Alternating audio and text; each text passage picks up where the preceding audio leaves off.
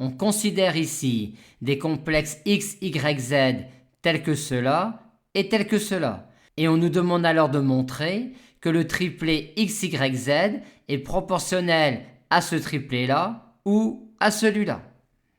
Comme apparaissent ici et là des expressions polynomiales symétriques en x, y, z, on va faire intervenir le polynôme unitaire dont les racines sont x, y, z. Ainsi, le triplet x, y, z va-t-il apparaître comme les racines de ce polynôme-là. Et pour déterminer les racines de ce polynôme-là, on va en rechercher sa forme développée. Or, les coefficients qui apparaissent dans sa forme développée sont des expressions polynomiales symétriques en x, y, z. Celle-là est connue par l'énoncé et celle-là peut s'exprimer à l'aide de celle-là et de celle-là qui sont connues dans l'énoncé.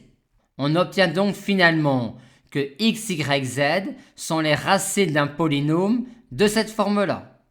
Or, on obtient les trois racines cubiques d'un nombre complexe en prenant une particulière et en la multipliant par les racines cubiques de l'unité, à savoir 1, j et j carré. Par conséquent, le triplet x, y, z est proportionnel à une permutation près à ce triplet-là.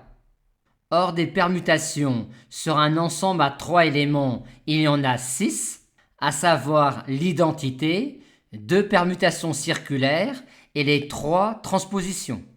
Si on effectue une permutation circulaire sur ce triplet-là, il restera proportionnel à ce triplet-là, vu que dans ce triplet-là, on passe à chaque fois d'un coefficient à un autre en multipliant par j.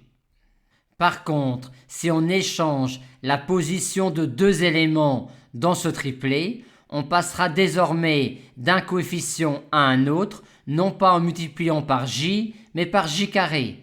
Et notre triplet sera donc proportionnel à ce triplet-là. Et on a donc bien démontré ce qui nous était demandé.